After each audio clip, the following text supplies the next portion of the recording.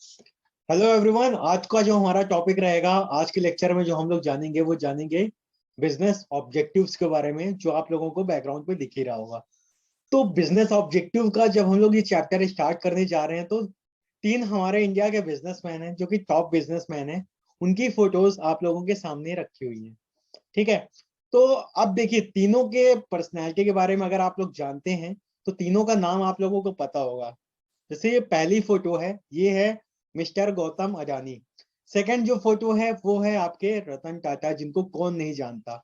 और तीसरी जो फोटो है मुकेश अंबानी। हम सभी लोग जियो का सिम आज जो इस्तेमाल कर रहे हैं वो इन्हीं की देन है। ठीक है। तो ये सभी चीजें हम लोगों ने जो देख रहे हैं, इन तीनों बिजनेसमैन को देख रहे हैं।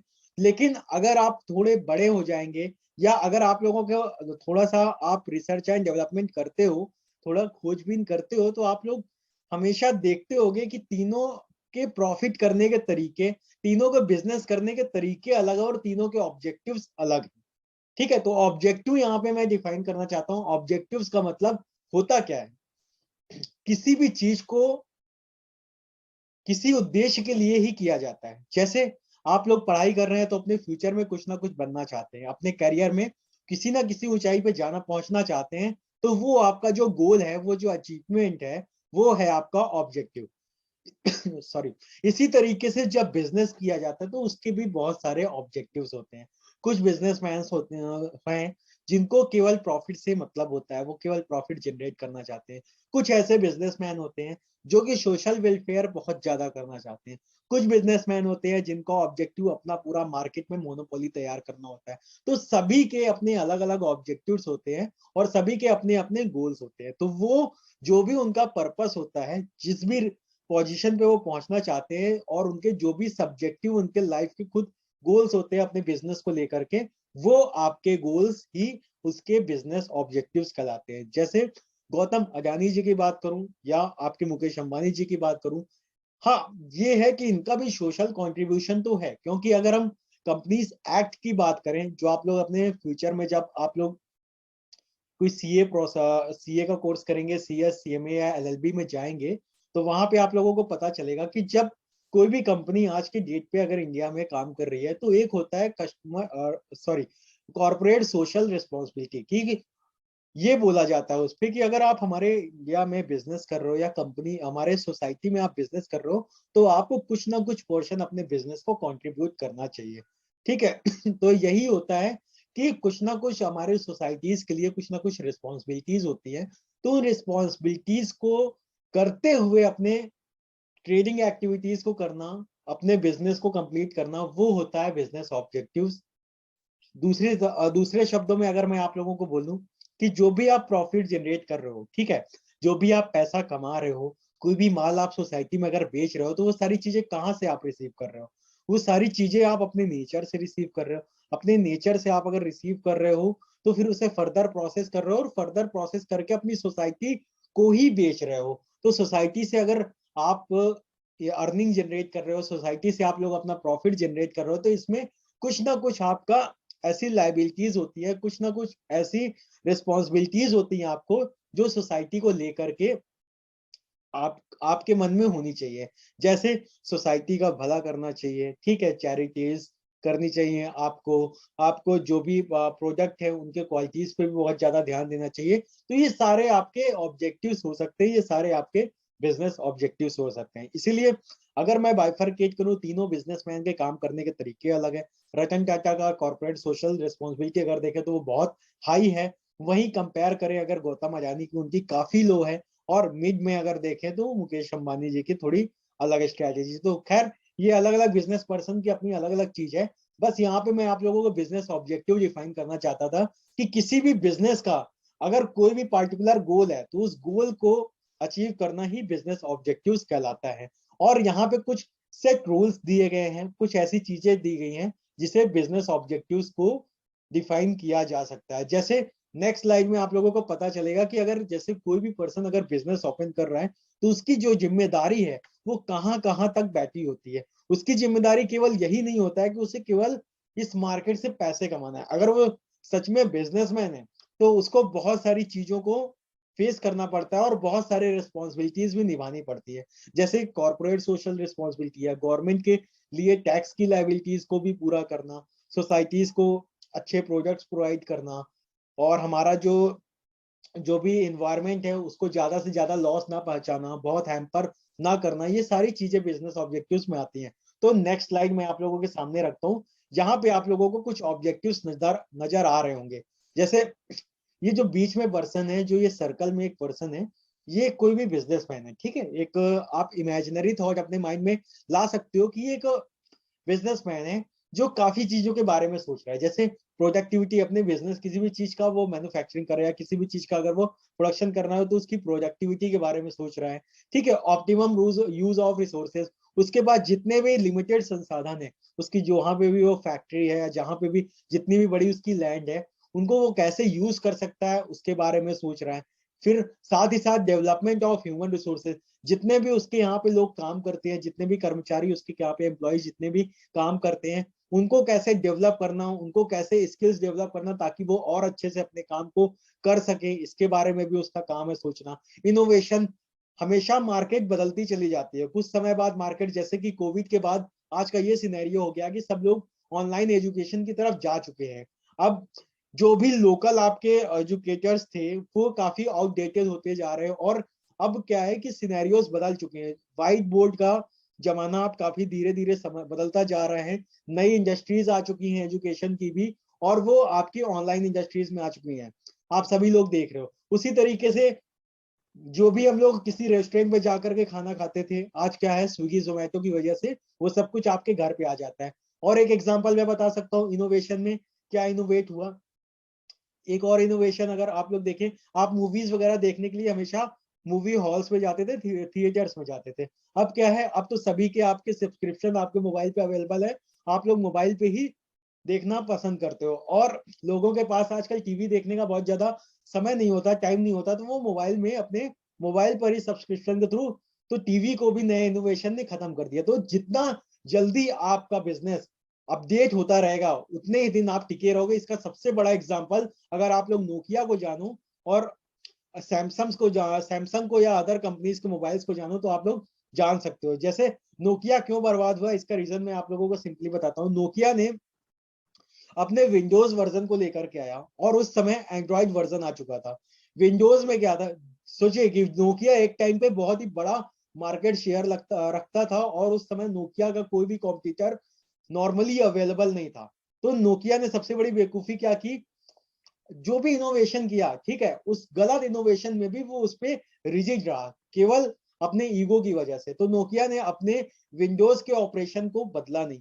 एंड्रॉइड जबकि नया वर्जन आ चुका था, एंड्रॉइड ने नए नए एप्लीकेशंस को देना शुरू किया, नए नए एप्लीकेशन उस पर रन करने लगे, तो आप लोगों को जो भी नॉर्मल पब्लिक में जो भी मार्केट में लोग हैं उन्हें बड़ा पसंद आने लगा, उन्हें वो एप्लीकेशन यूज करना काफी हैंडी लगने लगा कंपैरेटिवली आपके विंडोज सॉफ्टवेयर के, विंडोज ऑपरेटिंग सिस्टम के। तो यही रीजन रहा कि नोकिया फिर धीरे धीरे पीछे होता गया और एंड्रॉइड आगे बढ़ता चला गया, और एक फ्लो में एंड्रॉइड अब इतना आगे हो चुका था कि नोकिया पूरी तरीके से फ्लॉप हो गया। सेम चीजें हुई थी मोटोरोला के साथ। आप लोगों को पता होना चाहिए कि मोटोरोला ऐसी कंपनी थी जिसने मोबाइल का आविष्कार किया था, उसी ने मोबाइल को जनरेट किया था, उसी ने मोबाइल को बनाया था, लेकिन आज वो मार्केट से लगभग खत्म हो चुकी है। लेकिन अब फिर से मोटोरोला धीरे धीरे आ रही है, कुछ परसेंटेज उसके शेयर है, लेकिन मार्केट शेयर में कब्जा आज भी एंड्रॉइड का है, ठीक है। तो हाँ, यहाँ पे अगर आप लोगों के माइंड में कंफ्यूजन आ रही होगी कि iOS वर्जन या एंड्रॉइड में कौन बेटर है, तो हाँ, डेफिनेटली iOS वर्जन बेटर है। अगर हम यूएस की बात करें, बाहर के कंट्रीज की बात करें, तो वहां पे iOS चलाने वाले लोग ज्यादा हैं, क्योंकि वहां पे हाई इकोनॉमिकल पर्सन मिलते हैं, उनकी पर कैपिटा इनकम बहुत ज्यादा होती है, उनकी जो इनकम जनरेट करने की कैपेसिटी ज्यादा है, तो वहां पे iOS यूज ज्यादातर होते हैं। और हमारे इंडिया में क्या है, सभी सस्ते मोबाइल ज्यादा यूज करना चाहते हैं। 10,000 में आजकल हैंडसेट में आपको सारे फीचर्स मिल जाते हैं, इसलिए अब तो जियो ने अभी अभी रिसेंटली लॉन्च कर दिया है अपना स्मार्टफोन, जो कि आप लोगों को 6,500 रुपीज में मिल जाता है। तो यहाँ पे चीपर इकोनॉमी सबसे ज्यादा है, चीप इकोनॉमी सबसे ज्यादा है मोबाइल के मामलों में, इसीलिए हम लोग चाइना मार्केट जो है यहाँ पे कब्जा बना चुकी है। तो यही रीजन है कि एंड्रॉइड पे हम लोग अभी तक स्विच नहीं कर पा रहे हैं। हाँ, कुछ पार्टिकुलर लोग हैं जो iOS यूज करते हैं, लेकिन अब वो iOS यूज करना एक स्टैंडर्ड की बात हो जाती है। तो यहाँ पे मैं इनोवेशन से ही लिंक करना चाहता हूँ कि अगर आपने समय के साथ अपने बिजनेस में इनोवेशन नहीं करना स्टार्ट नहीं किया, अपने चीजों को बदलना नहीं शुरू किया, तो आपका बिजनेस कुछ ही समय में बहुत तेजी से आउटडेटेड हो जाएगा। ठीक है, तो ये भी एक उद्देश्य होता है और ये भी एक चैलेंज होता है। उद्देश्य के साथ साथ, ऑब्जेक्टिव के साथ साथ एक चैलेंज भी होता है इनोवेशन। फिर एक और होता है प्रॉफिट अर्निंग करना, जो कि मेन चीज तो है ही है। प्रॉफिट जनरेट करना तो किसी भी बिजनेस का मेन ऑब्जेक्टिव होता ही होता है। उसके बाद अगर हम देखें तो क्रिएशन ऑफ एम्प्लॉयमेंट, लोगों को नौकरियां देना, ये भी बिजनेस का ऑब्जेक्टिव होता है। क्रिएशन ऑफ कस्टमर्स, कस्टमर्स को मेंटेन रखना, उनसे अच्छे से बात व्यवहार करना, उनका जो लॉयल्टी है उसको मेंटेन करना, ये भी चीजें आपके लिए बहुत इंपॉर्टेंट होती है। और लास्ट में जो भी सप्लाई आप कर रहे हो गुड्स की, जिन भी चीजों में आप डील कर रहे हो, उसकी जो क्वालिटी होती है वो भी आपको परफेक्ट रखनी है, बहुत अच्छी रखनी है। तो ये सारी चीजों को आपको मेंटेन करके चलना होता है। ये सारी चीजें आपकी बिजनेस ऑब्जेक्टिव के अंदर आती हैं। तो मतलब आपको अगर अपना बिजनेस खोलना है या आप अपना बिजनेस कर रहे हो, एग्जिस्ट जो भी एग्जिस्टिंग बिजनेस, तो उसमें आपको ये चीजें आप सोचते हो, तो ये सारी चीजें जो सोचते हो वो केवल प्रॉफिट को लेकर के नहीं सोचते। पहले हमारे माइंड में क्या आता था कि बिजनेस का क्या मतलब है, प्रॉफिट जनरेट करना। नहीं, प्रॉफिट जनरेट करना तो है ही है, उसके साथ बहुत से और भी फैक्टर हैं कि हमारी जो गुड्स की, जो जिन चीजों की हम सप्लाई कर रहे हैं उसकी क्वालिटी में कमी नहीं होनी चाहिए। कस्टमर्स हमेशा मेंटेन रहना चाहिए, कस्टमर्स को सेटिस्फैक्शन मिलना चाहिए हमारे प्रोडक्ट से। तीसरा, एम्प्लॉयमेंट क्रिएट होनी चाहिए, प्रोडक्टिविटी भी रहनी चाहिए। ऐसा नहीं कि हमारे पास मैन्युफैक्चर करने के लिए रॉ मटेरियल ही खत्म हो जाए, ठीक है, हम पैसा अपना सब कुछ इधर उधर उड़ा दे रहे हो। ठीक, ऑप्टिमम यूज ऑफ रिसोर्सेज, जितने भी अवेलेबल रिसोर्सेज हैं, हो सकता है कि आपका पास बहुत सारा पैसा ना हो और आपके अरेंजमेंट्स भी नहीं हो सकते उतने सारे पैसों के, तो आपको अपने लिमिटेड रिसोर्सेज से उन्हें अपने उन चीजों को यूज करना है। ठीक है, अपने प्रोडक्शन को बनाना है। और आगे देखते हैं डेवलपमेंट ऑफ ह्यूमन रिसोर्सेज, कि जो भी आपके यहाँ काम कर रहे हैं उनका डेवलपमेंट कैसे करना है, समय समय पे उनको कुछ नई ट्रेनिंग्स देनी है, ये चीजें भी आपके ध्यान में रहेगी। और लास्ट में होगा आपका इनोवेशन, कि नई कोई भी चीज हो तो उसे इनोवेट करना, उसे जनरेट करना, ये भी आपके माइंड में होगा कि उन नई चीजों को कैसे इनोवेट करें और मार्केट में कैसे बने रहें। ये सारे आपके बिजनेस ऑब्जेक्टिव में आते हैं।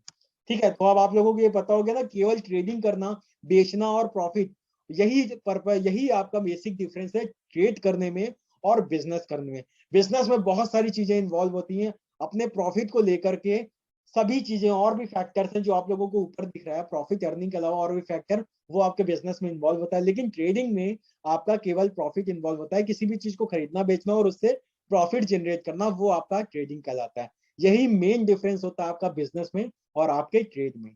ठीक है, ये आप लोगों को अब याद रखना है, एकदम पिक्चर आप लोगों के सामने क्लियर हो जानी चाहिए बिजनेस, ट्रेड और कॉमर्स को लेकर के और इंडस्ट्री को लेकर के। ठीक, अब हम आगे बढ़ते हैं, जल्दी से इसे खत्म करते हैं ऑब्जेक्टिव ऑफ बिजनेस को लेकर के। जो मैंने बोला इससे आगे कुछ नहीं है, मैं इसको समरी वे में आपके सामने रखता हूँ। An objective is a starting point of business, every business is directed to the achievement of certain objective. जो भी, देखिए, किसी भी बिजनेस का स्टार्टिंग पॉइंट किसी ना किसी उद्देश्य को लेकर के होता है, क्योंकि बिजनेस जब भी ओपन किया जाता है उसका कुछ ना कुछ उद्देश्य होता है, ऐसे ही कोई बिजनेस ओपन करने नहीं आ जाता है। और इसी तरीके से हर बिजनेस को जो भी ऑब्जेक्टिव होता है, हर बिजनेस चाहती है कि उस ऑब्जेक्टिव को वो अचीव कर ले। Objective refers to all that the business people want to get in return for what they do.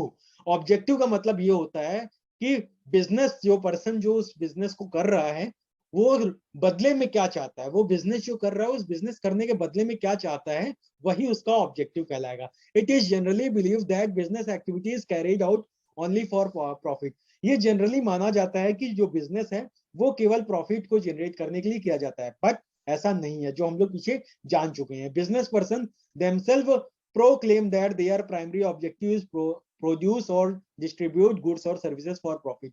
देखिए, कोई भी बिजनेस पर्सन है, जब वो ये क्लेम करता है कि उसका जो प्राइमरी ऑब्जेक्टिव है वो गुड्स को प्रोड्यूस करना और डिस्ट्रीब्यूट करना, मतलब कि गुड्स को बनाना, उसे बेचना और उससे प्रॉफिट जनरेट करना, ये उसका पहला पर्पस होता है। लेकिन every business is said to be an attempt to the part of business people to get more than what has been spent or invested, or in other words to earn a profit which is excess of revenue over cost।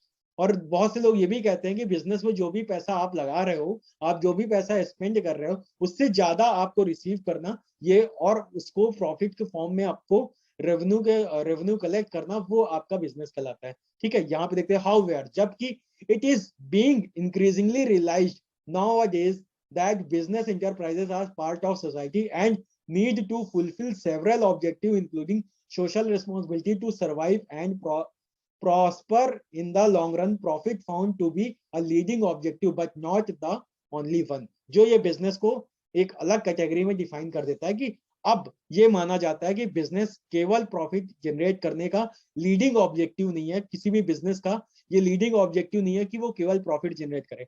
Profit generate करने के साथ साथ उसे जो भी social की कुछ responsibilities होती हैं, इस सोसाइटी की कुछ रिस्पॉन्सिबिलिटीज होती हैं, उसे भी फॉलो करना पड़ता है, तभी आपका वो बिजनेस कहलाएगा। ठीक है, तो अब मैं आप लोगों को फिर से बोल रहा हूँ, ट्रेड करने का पर्पस होता है केवल माल को खरीदना बेचना और बेच करके उससे पैसे कलेक्ट करना और प्रॉफिट जनरेट करना, ये आपका केवल ट्रेडिंग के अंतर्गत आता है। ठीक, लेकिन बिजनेस में क्या होता है, बिजनेस में आपको प्रॉफिट जनरेट करने के साथ साथ आपकी कुछ सोशल रिस्पॉन्सिबिलिटीज भी होती हैं, उन रिस्पॉन्सिबिलिटीज को भी आपको पूरा करना पड़ता है। वो सोशल रिस्पॉन्सिबिलिटी, जो भी सोशल रिस्पॉन्सिबिलिटीज है वो क्या क्या हो सकती हैं, जो हम लोगों ने देखा, ह्यूमन डेवलपमेंट हो गया, ठीक है, रिसोर्स डेवलपमेंट हो गया, गवर्नमेंट को टैक्स प्रोवाइड कराना, ठीक, और ट्रेनिंग्स प्रोवाइड कराना आपके जो भी एम्प्लॉयज हैं, और साथ ही साथ इनोवेशंस करना, ये सभी चीजें आप लोगों की बिजनेस ऑब्जेक्टिव्स में आएंगी। आगे हम लोग देखते हैं, although earning profit can not be only objective of business, its importance can not be ignore. Every business in attempt to reap more than what has been invested and profit is the excess of revenue over cost. Profit में भी regarded as an essential objective of business for various reason. यहाँ ये ignore नहीं किया जा सकता कि किसी भी बिजनेस का जो मेन ऑब्जेक्टिव है, कोर ऑब्जेक्टिव है, वो प्रॉफिट कमाना ना हो। प्रॉफिट कमाना तो चाहिए ही चाहिए, लेकिन प्रॉफिट कमाने के साथ साथ कुछ ऐसे एसेंशियल चीजें हैं जो आपके बिजनेस की ऑब्जेक्टिविटी होती है और जिसे आपको निभाना चाहिए। जैसे पहला क्या है, it is source of income for business person. देखिए, क्योंकि बिजनेस, जब आप कोई भी बिजनेस स्टार्ट करता है तो यही केवल उसकी बिजनेस पर्सन की एक सोर्स होती है पैसा कमाने की। It can be source of finance for meeting expansion requirement of business. और साथ ही साथ प्रॉफिट भी कमाना इसलिए ऑब्जेक्टिव होता है, इसलिए मेन ऑब्जेक्टिव होता है क्योंकि जब प्रॉफिट जनरेट करेगा उसी से अपने बिजनेस को वो एक्सपैंड कर पाएगा, उसी से वो अपने बिजनेस को और बड़ा कर पाएगा। इट इन और प्रॉफिट कहाँ कहाँ पे फायदे देता है, it indicates the efficient working of business. ये क्या करता है, जब प्रॉफिट अच्छा होगा तो वर्किंग इन्वायरमेंट भी अच्छे से बदलेगा, नए नए आपके एम्प्लॉयज आप हायर कर सकोगे, और उसको हायर करने के बाद आप और अच्छे से काम करवा सकते हो, अपने वर्किंग जो इन्वायरमेंट है अपने बिजनेस का वो चेंज कर सकते हो, स्किल्स लेबर्स आप ले करके आ सकते हो। It can be taken as the society's approval of utility of business. और लास्ट है, it builds the reputation of business enterprises. अगर आप प्रॉफिट अच्छा जनरेट करते हो, ठीक है, और सोसाइटीज का बेनिफिट भी करते हो, तो इससे क्या होगा कि आपका जो कॉर्पोरेट बिल्डअप है वो भी बड़ा होगा, आपका ब्रांड बड़ा होगा। जैसे अगर टाटा ब्रांड की बात कर लें और रिलायंस ब्रांड की बात कर लें, तो बड़ा नाम अगर कहलाता है वो टाटा ग्रुप कहलाता है, because of their social responsibility. ठीक है, ये सारी चीजें हो गई आपके पॉइंट्स कि प्रॉफिट कमाना भी इसेंशियल है, और क्यों कमाना इसेंशियल है उसके यहाँ पे पॉइंट्स थे 1 2 3 4 5 जो आप लोगों को यहाँ पे देखने को मिले। ठीक है, however too much emphasis on profit to the exclusion of our objective can be dangerous for good business। किसी भी अच्छे बिजनेस के लिए बहुत ज्यादा प्रॉफिट मोटिव ही रहना, बहुत ज्यादा प्रॉफिट के लिए एग्रेसिव रहना कभी कभी उसके लिए बहुत हैम्पर हो सकता है। Obsessed with profit business managers may neglect all other responsibilities toward customers, employees, investors and society at large. कभी कभी बहुत ज्यादा प्रॉफिट जनरेट करने के लिए जो भी बिजनेस के मैनेजर हैं वो कुछ अपनी सोशल रिस्पॉन्सिबिलिटीज को या अपनी कुछ जिम्मेदारियों को वो खत्म कर देते हैं या साइड कॉर्नर कर देते हैं, जैसे कस्टमर से रिलेटेड, एम्प्लॉय से रिलेटेड, इन्वेस्टर से रिलेटेड और सोसाइटी से related. They may even be incline to exploit various sections of society to earn immediate profit. वो क्या करते हैं, वो सोसाइटीज को भी हैम्पर करने लगते हैं और इमीडिएट प्रॉफिट करने के लिए अपनी चीजों की क्वालिटी कभी कभी घटा देते। तो इन सब चीजों से क्या होता है, उनके ब्रांड पे भी इम्पैक्ट पड़ता है और कभी कभी सोसाइटीज पर भी उसका बुरा प्रभाव पड़ सकता है। कहीं ऐसा हुआ कि जैसे कोई मैन्युफैक्चरिंग कर रहा है मेडिसिन का, अगर उन मेडिसिन का वो मैन्युफैक्चर कर रहा है और उसने कुछ गलत तरीके से दवा बना दी, ठीक है, कुछ पार्टिकल्स होते हैं उसको उसने ठीक से नहीं मिलाया, उन कंपोनेंट्स को उसमें ठीक से इंक्लूड नहीं किया, तो ऐसे कंडीशन में किसी एक इंसान की जान भी जा सकती है। तो ये सारी चीजें प्रॉफिट मोटिव करने के पर्पज से की जाती है। तो इन चीजों की वजह से यही कहा जाता है कि प्रॉफिट होना चाहिए, लेकिन बिजनेस में कोर फोकस केवल प्रॉफिट पे नहीं होना चाहिए। This may result in the non cooperation of even opposition for the affected peoples against the malpractices of business enterprises, जिसका असर हम लोगों को देखने को मिलता है कि बहुत गलत प्रैक्टिसेस होती हैं बिजनेस इंटरप्राइजेस की लोगों के ऊपर, ठीक है, या हमारी सोसाइटी के ऊपर। The enterprises might lose business and may be unable to earn profit, और इसी वजह से बहुत से इंटरप्राइजेस जल्द से ही जल्द अपने बिजनेस को लूज कर देते हैं और प्रॉफिट उनको तेज प्रॉफिट करने की जो इच्छाएं होती हैं वो खत्म हो जाती हैं, उनका बिजनेस जल्दी जल्दी डिमोलिश हो जाता है। This is essential for its own survival and prosperity. हाँ, ये मान सकते हैं कि एसेंशियल है उसको उसको सर्वाइव करने के लिए, लेकिन कोर फोकस आपका प्रॉफिट का नहीं होना चाहिए, ये भी आप लोगों को याद होना चाहिए, ठीक है। बिजनेस, अब आप लोगों से कभी कोई पूछेगा ट्रेड के बारे में, बिजनेस के बारे में, तो जहां पे भी आप लोगों को ट्रेड का नाम आएगा तो वहां पे बोलना कि खरीदना बेचना और प्रॉफिट जनरेट करना, ये केवल अगर पर्पस है तो ये आपका ट्रेड कहलाता है। और ट्रेड के अलावा ट्रेड में अगर हम लोग प्लस कर देते हैं, ऐड कर देते हैं सोशल रिस्पॉन्सिबिलिटीज को या और बहुत सारी कॉर्पोरेट रिस्पॉन्सिबिलिटीज को ऐड कर देते हैं, वो आप तब वो कहलाता है बिजनेस। इसीलिए बिजनेस की डेफिनेशन बहुत अलग है। इसीलिए यहाँ पे जो अलग अलग चीजें दी गई थी इस चैप्टर में, बिजनेस, ट्रेड एंड कॉमर्स, वो अब आप लोगों को क्लियर हो गया होगा। अब आप लोगों से कभी कोई बिजनेस के बारे में पूछेगा, कोई ट्रेड के बारे में पूछेगा और कोई कॉमर्स के बारे में पूछेगा, तो तीनों की डेफिनेशंस आप बता सकते हो कि बिजनेस क्या होता है। बिजनेस में किसी भी चीज को खरीदना बेचना, उससे प्रॉफिट जनरेट करना, और प्रॉफिट जनरेट करने के साथ ही साथ क्या करना, कुछ रिस्पॉन्सिबिलिटीज को भी कंप्लीट करना, वो हमारा कहलाएगा बिजनेस। ट्रेड क्या कहलाएगा, चीजों को खरीदना बेचना और प्रॉफिट जनरेट करना, ये ट्रेड कहलाएगा। और कॉमर्स क्या कहलाएगा, कोई भी फिनिश गुड्स अगर तैयार हो चुका है उसको कंज्यूमर तक पहुंचाने में जितनी भी एक्टिविटीज की गई हैं, उन सारी एक्टिविटीज को अगर कंप्यूट कर देते हैं, अगर उन सारी एक्टिविटीज को हम एक साथ कर देते हैं, तो उसे हम लोग बोलते हैं, सिंपल वर्ड्स में, एक वर्ड में उसे बोलेंगे हम लोग कॉमर्स, ठीक है। कॉमर्स में आपकी चीजें आती हैं, दो चीजें आती हैं, आपका ट्रेड, कॉमर्स के अंदर ही आपका ट्रेड आता है और ऑक्सिलरीज टू ट्रेड, हम लोगों ने इन चीजों को देखा। तो यहाँ पे हम लोगों ने ऑब्जेक्टिव ऑफ बिजनेस के बारे में देखा और यहाँ पे हम लोगों ने ऑब्जेक्टिव ऑफ बिजनेस के बारे में जाना।